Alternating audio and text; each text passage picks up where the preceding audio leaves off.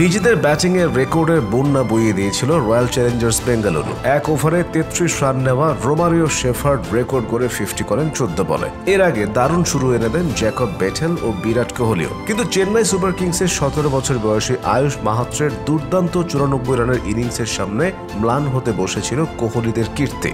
যদিও শেষ পর্যন্ত তা হয়নি। ইন্ডিয়ান প্রিমিয়ার লিগে দিনের একমাত্র ম্যাচে বয়ে গেছে রানের বন্যা। রান বন্যার ম্যাচের শেষ হাসি হেসেছে রয়্যাল চ্যালেঞ্জার্স বেঙ্গালুরু।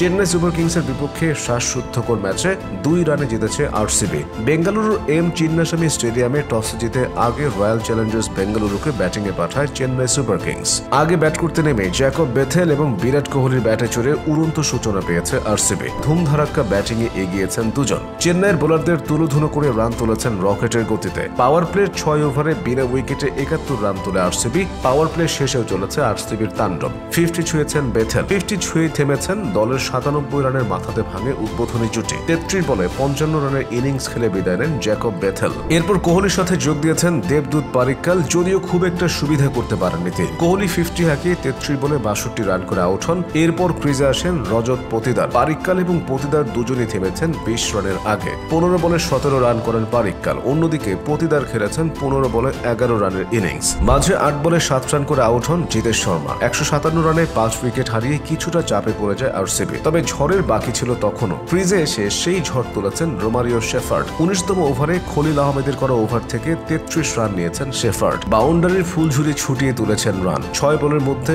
1 বল আবার ডটও ছিল। ফলে 5 বল থেকে 33 রান তুলে দলের রান 200-র কাছাকাছি নিয়ে যান শেফার্ড। শেষ ওভার থেকে এসেছে 21 রান। শেষ 2 ওভারে 54 রান তুলে নির্ধারিত 20 ওভারের খেলা শেষে 5 উইকেট হারিয়ে 213 রানের সংগ্রহ দাঁড় করায় আরসিবি। 14 বলে অপরাজিত 53 রান করা শেফার্ড 50 ছুঁয়েছেন 14 বলে, যা আইপিএল ইতিহাসে যৌথভাবে দ্বিতীয় দ্রুততম 50। চেন্নাইয়ের হয়ে 3 উইকেট নেন মাথিসা পাথিরানা। একটি করে উইকেট শিকার করেছেন স্যাম কারান এবং নূর আহমেদ। জবাব দিতে নেমে চেন্নাইয়ের হয়ে তাণ্ডব শুরু করেন আয়ুষ মাত্রে। ধুমধারাক্কা ব্যাটিংয়ে রান তুলেছেন আয়ুষ।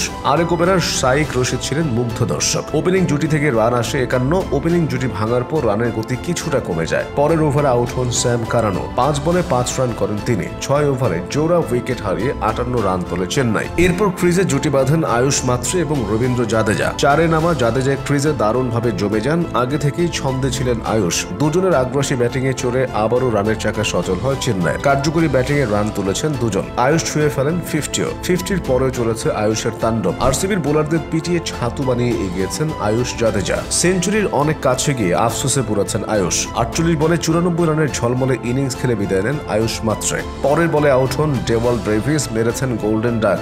একই ওভারে টানা 2 বলে 2 উইকেট তুলেছেন লুঙ্গি এনগিরি। হ্যাটট্রিকটা পাননি যদিও মহেন্দ্র সিং ধোনি ক্রিজে এসে 1 ছক্কায় 8 বলে 12 রান করে পরিস্থিতি কিছুটা সামাল দেন। শেষ ওভারে দরকার ছিল 15 রান। বোলিংয়ে যশ দয়াল প্রথম 3 বল থেকে আসে 2 রান, আউট হন ধোনি। পরের বলে ক্রিজে এসে প্রথম বলে ছক্কা আঁকান শিভাম দুবে। সেই বল আবার ছিল নো। ফলে সমীকরণ নেমে আসে 3 বলে 6 রানে। 2 বলে দরকার 5 রান। পরের বলটাও দারুণ করেন দয়াল, এসেছে মাত্র 1। শেষ বলে দরকার ছিল 4 রান। তবে দয়ালের দুর্দান্ত বোলিংয়ে 1 রানের বেশি নিতে পারেনি চেন্নাই। ম্যাচটা 2 রানে জিতে নেয় আরসিবি।